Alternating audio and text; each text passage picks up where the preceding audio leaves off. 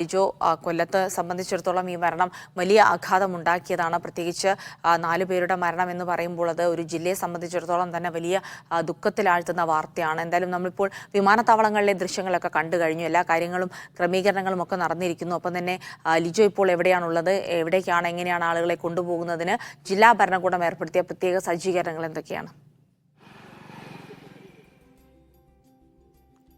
ജിൽസി, കൊല്ലത്ത് 4 പേർക്കാണ് ജീവൻ നഷ്ടപ്പെട്ടിരിക്കുന്നത്. കഴിഞ്ഞ ദിവസം പകലിൽ തന്നെ 3 വീടുകളിലൊക്കെ പോയിരുന്നു. എല്ലായിടത്തെ അവസ്ഥ എന്ന് പറയുന്നത് അതീവ ദുഃഖകരമായിട്ടുള്ള ഒരു കാര്യമാണ്. ഇന്നിപ്പോൾ ഉള്ളത് ഈ അവസാനമായിട്ട് മരണം സ്ഥിരീകരിച്ച, അതായത് പുറത്തു വന്ന സുമേഷിന്റെ വീട്ടിന് സമീപത്താണ്. വീട്ടിലേക്ക് ഇറങ്ങാൻ കഴിഞ്ഞിട്ടില്ല. കാരണം അത്രത്തോളം ഒരു ബുദ്ധിമുട്ടിലൂടെയാണ് ആ കുടുംബം ഇപ്പോൾ കടന്നു പോകുന്നത് എന്നുള്ളതാണ് അടുത്ത ബന്ധുക്കളിൽ നിന്ന് മനസ്സിലാക്കാൻ കഴിയുന്നത്. കൊല്ലം നഗരത്തോടടുത്തുള്ള മതിലിൽ എന്ന് പറയുന്ന സ്ഥലത്താണ് സുമേഷിന്റെ വീടുള്ളത്.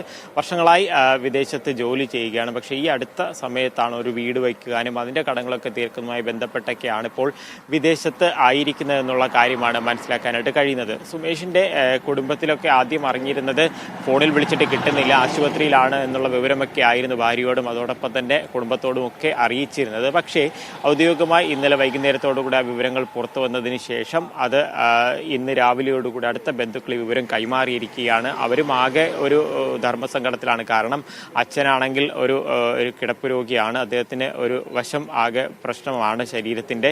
ഭാര്യയാണെങ്കിൽ ചികിത്സയിൽ തുടരുകയാണ്. അതോടൊപ്പം തന്നെ 7 വയസ്സുള്ള ഒരു മകളാണുള്ളത്. ഈ സുമേഷിന്റെ സഹോദരൻ വിദേശത്തായിരുന്നു. ആ സഹോദരനും തുടർച്ചയായ അസുഖങ്ങൾ ഉണ്ടാകുന്നത് കാരണം എയർ ആംബുലൻസിലാണ് നാട്ടിലേക്ക് എത്തിച്ചത്. അപ്പോൾ അതിൽ തന്നെ വലിയ രീതിയിലൊക്കെ ഉള്ള ഒരു ചിലവ് അവർക്കുണ്ടായിരുന്നു. അപ്പോൾ അതുകൊണ്ട് എങ്ങനെ അവരെ ഈ കാര്യങ്ങൾ പറഞ്ഞ് മനസ്സിലാക്കും എന്നുള്ളതാണ് ബന്ധുക്കൾ നേരിടുന്ന ഒരു ബുദ്ധിമുട്ട്. അതുകൊണ്ട് ആ വീട്ടിലേക്ക് ഇറങ്ങാൻ കഴിഞ്ഞിട്ടില്ല എന്നുള്ളതാണ് അവരോടൊക്കെ സംസാരിക്കുമ്പോൾ തന്നെ വിതുമ്പിപ്പോകുന്ന ഒരു കാഴ്ചയാണ്. 4 പേരുടെ മൃതദേഹങ്ങളാണ് കൊല്ലം ജില്ലയിലേക്ക് എത്തിക്കുന്നത്. അതിൽ ഷമീറുണ്ട്, സാജൻ ജോർജിൻ്റെതുണ്ട്, ലൂക്കോസിൻ്റെതുണ്ട്. ഇതിൽ ഒരാളുടെ സംസ്കാരമായിരിക്കും ഇന്ന് നടക്കുക എന്നുള്ള കാര്യത്തിലാണ് നമുക്ക് ആ ബന്ധുക്കളിൽ നിന്നും ഒരു സ്ഥിരീകരണം ലഭിച്ചിരിക്കുന്നത്. അതായത് ഷമീറിന്റെ വീട്ടിലേക്ക് കൊണ്ടുവന്നു കഴിഞ്ഞാൽ അധികം സമയം കഴിയുന്നതിന് മുന്നേ തന്നെ ചടങ്ങുകൾ ആരംഭിക്കുമെന്നാണ് പറയുന്നത്. ലൂക്കോസിന്റെയും അതോടൊപ്പം തന്നെ സാജന്റെയും സംസ്കാര ചടങ്ങുകൾ ഇന്ന് നടക്കാൻ സാധ്യതയില്ല എന്ന് പറയുന്നു. കാരണം അവരുടെ ബന്ധുക്കൾ വരേണ്ടതുണ്ട്. സാജന്റെ സഹോദരി ഓസ്ട്രേലിയയിലേക്ക് ഏകദേശം 1 മാസത്തിനകത്ത് സമയമാകുന്നതേ ഉള്ളൂ. പോയിട്ട് അത് മടങ്ങി വരേണ്ടതുണ്ട്. മാത്രമല്ല ലൂക്കോസിന്റെ സുഹൃത്തുക്കളും ബന്ധുക്കളും ഒക്കെ വിദേശത്ത് നിന്ന് വരേണ്ടതുണ്ട്. അതുകൊണ്ട് തന്നെ അവരുടെ സംസ്കാര ചടങ്ങുകൾ കുടുംബത്തിന്റെ കൂടെ സൗകര്യം നോക്കിയിട്ടായിരിക്കും. സുമേഷിന്റെ കാര്യത്തിൽ ഇനി ആ വീട്ടുകാരോട് സംസാരിച്ചാൽ മാത്രമേ അക്കാര്യത്തിൽ ഒരു സ്ഥിരീകരണം ലഭിക്കൂ.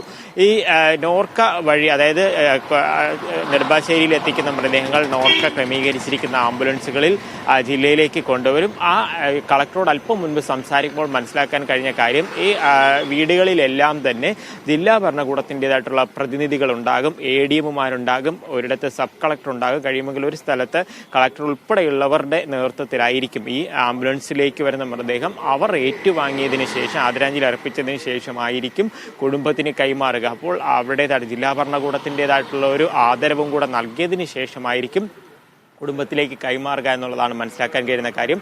കഴിഞ്ഞ ദിവസം തന്നെ ഈ കാര്യങ്ങളെല്ലാം ഏകോപിപ്പിക്കുന്നതിന് വേണ്ടി ജില്ലയിൽ ചുമതലയുള്ള മന്ത്രി KN ബാലഗോപാൽ ഉൾപ്പെടെയുള്ളവർ എല്ലാ വീടുകളിലും സന്ദർശിച്ച് അവരുടെ ആ ഒരു സൗകര്യം കൂടെ എന്താണ്, അവരുടെ ക്രമീകരണങ്ങൾ, അക്കാര്യങ്ങളൊക്കെ ചോദിച്ച് മനസ്സിലാക്കുകയും അതിനനുസരിച്ചിട്ടുള്ള ഒരു കാര്യങ്ങളുമായിട്ടാണ് മുന്നോട്ട് പോകുന്നത്. എല്ലാ വീടുകളും നേരത്തെ പറഞ്ഞതുപോലെ അതീവ ദുഃഖാവസ്ഥയിലാണ്. സാജൻ ആ മുന്നിൽ